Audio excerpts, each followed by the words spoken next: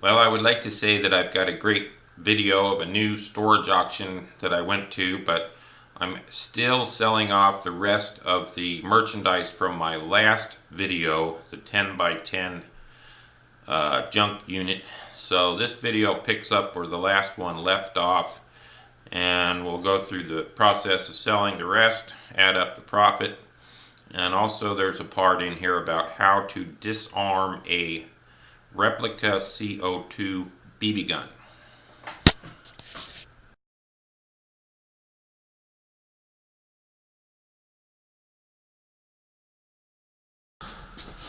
That Swin looks almost new there.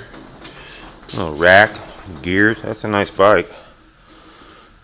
And there's the last two. Looks like a Schwinn mountain bike and another no-name The Puppet. But we found another sealed box, taped shut. What's in the box?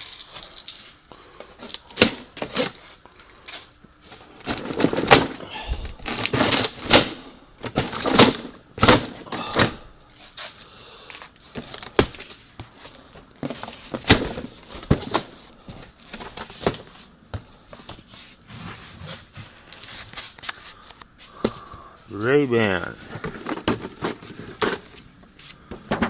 Really Ray-Bans?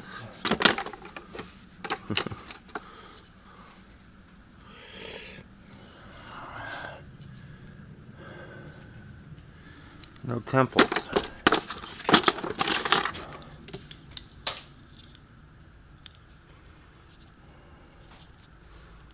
Karen Kane. Like, the guy had good taste, but he couldn't quite pull it together.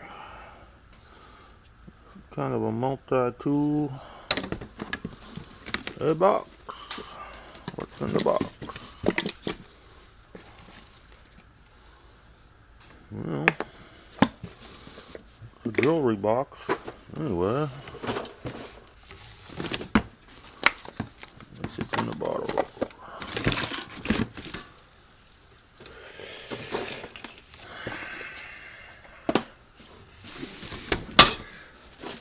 American flag.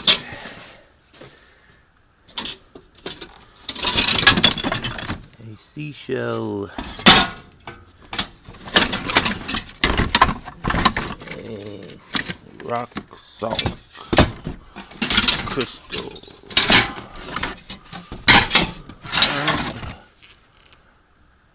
First place.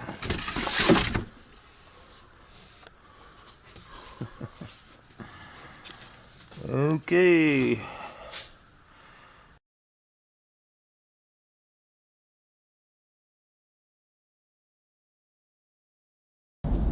Going to the swap meet.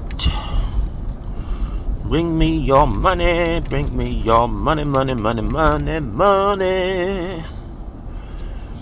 So today we are selling the rest of the stuff from the big junk unit. This is all paid for. All the expenses are paid for. The first dollar we make here is profit.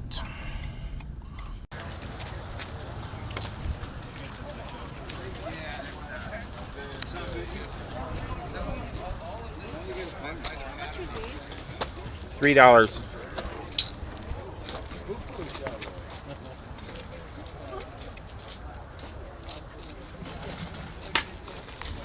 So we're going to do an experiment today. Uh-oh. I'm asking 45 on these. People look at you like you're insane. Yeah, well, we are. And if I don't sell them, we'll put them on eBay and see what's better, the flea market or the internet.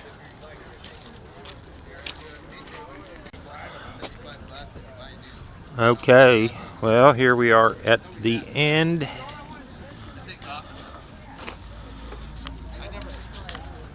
You buy what you never seen before. I've never seen one, so it took me a little bit of research to figure out. And we made another 180 on this junk.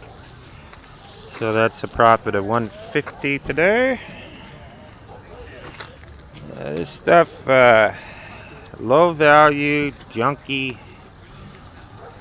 stuff. Like pulling teeth selling it. So this one I had for $45 all day.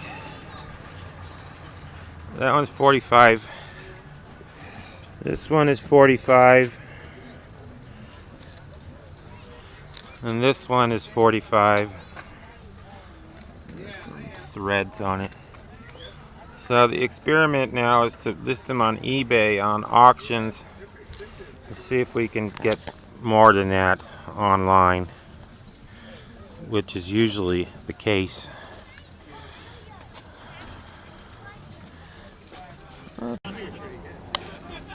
The other thing that's hard about selling out here, and they're trying to buy something for $1 that they know is worth $100, and not one of them will ever say, "Gee, you should be selling this for $20. It's worth $50." You know, they'll say, "Oh, how much is this?" And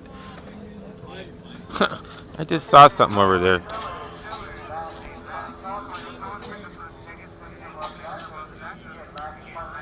That's a coffin. That's a first. Never seen a coffin before.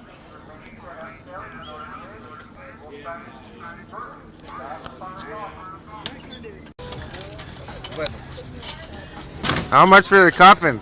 Asking 500. Only 500. Este es el lado, ¿verdad? Donde debe ir de colegio. Acá, acá. Subí, güey.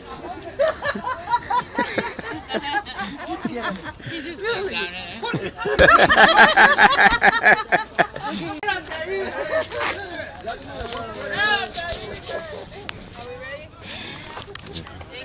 That was a first.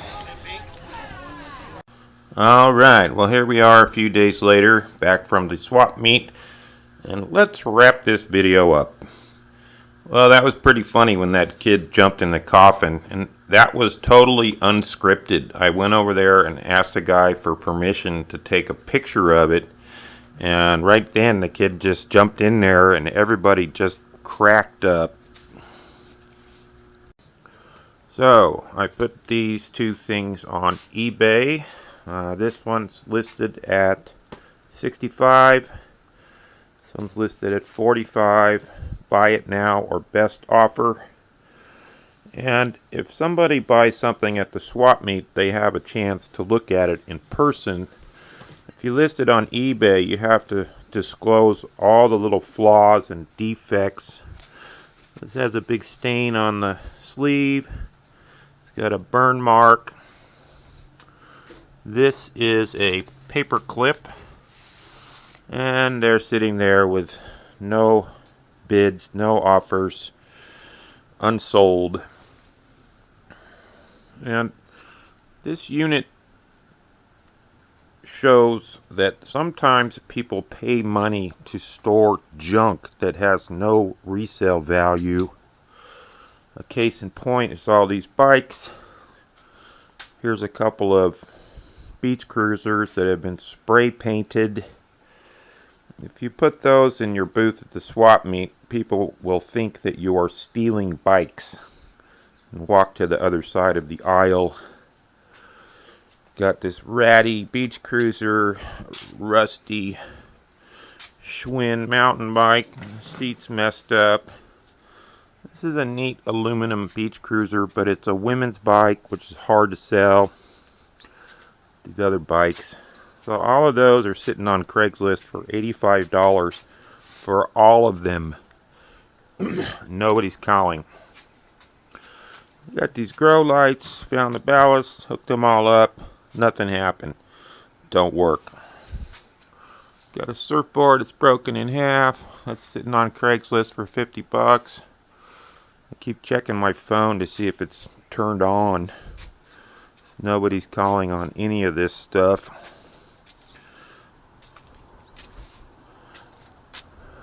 Out here we have a big heavy carpet cleaning machine. It's missing a piece that goes on the top where the water returns. $50. Nobody's calling. This big, giant, junky printer. To add insult to injury, I can't throw that in the trash. In California, you have to take that to an e-waste recycling center because it has copper and lead in it. And of course, if you look right up there, the copper water pipe that brings the water to my house. Well, that doesn't really make much sense, does it? As far as the lead goes, well, nobody drinks the groundwater under the landfill here. Our water comes from the Colorado River. You gotta play by the rules. This thing here was in this big 10 by 10 unit. Let's take a minute to discuss that. So I bought this big storage unit. This thing was sitting in there. It did not have this red tape on it. I put it on there because I'm going to sell it. Anyways, I pick it up, I push the button, and this little clip fell out of it. It has BBs in it. Oh, it's a BB gun. That's not dangerous. And of course, the first thing you're going to do is look down the barrel to see if it's a BB gun or not. It was only until later that, after I'd done this a few times, that it doesn't work. Nothing else works. Why would this work? I realized it has a safety on it. Put the safety off, and guess what? It had CO2 in it. So, don't look down the barrel of one of these until it's been disarmed. And I couldn't figure out how to disarm it. I tried unscrewing these little screws. Those are not real screws. This is a replica firearm. Anyway, I finally looked on the barrel. It had a website. It said, you push this button here, and there is the CO2 cylinder, lurking, waiting to injure someone. So, the way to disarm this actually is to just repeatedly fire it until it runs out of CO2. The other thing is, there's no way to know if there's a BB in there or not without firing it. So, learned a little lesson on that one. I mean, this is not like rocket science. I wouldn't point it at my eye and pull the trigger. But still, you don't even want to take a slight chance of shooting yourself. So anyhow, be careful with guns. BB guns and real guns. Especially if you find one, always assume that it's loaded until you've disarmed it. Anyhow, if you've watched my videos before, you know at the end I like to add up the profit that I've made. So let's go ahead and do that now. The cost on this was $325 plus $50 for a dump run and the gas, for a total of $375. We went to the swap meet 1, 2, 3 times. Sold the Schwinn for $85. Went to the swap meet. Sold an old book on eBay. Listed some things on Craigslist that did not sell, but that still takes time. These are the hours. And finally we got $20 in scrap. For total sales of $694 and a profit of $319. That's 85 hours of work, or $3.75 an hour. Not too good. That's the problem with these big junky units.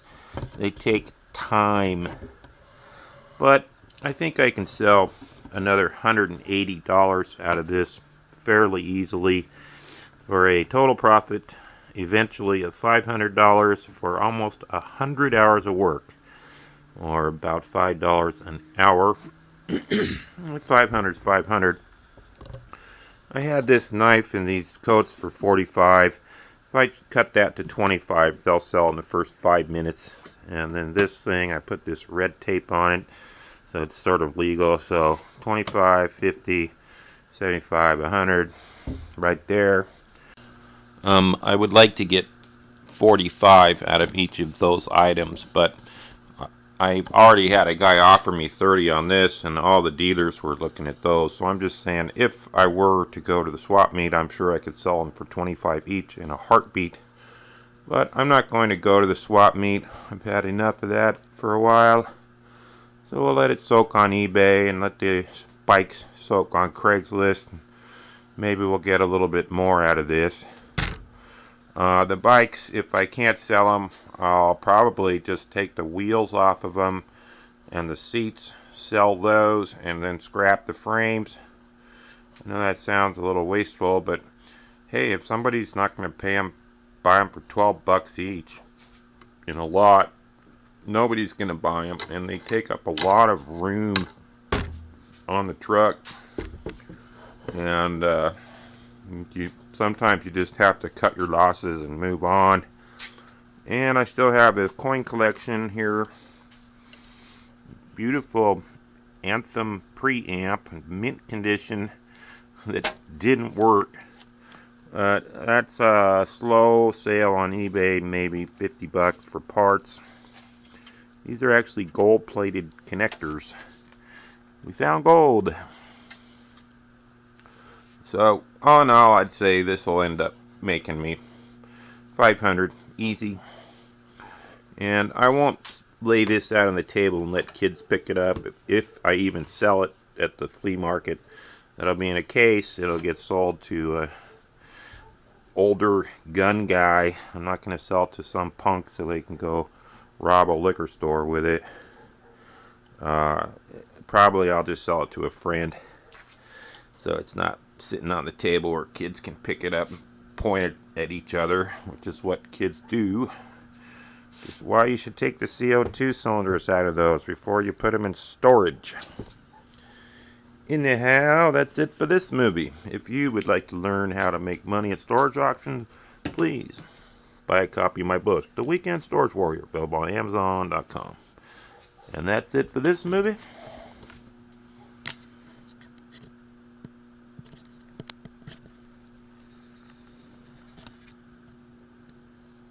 Bye-bye.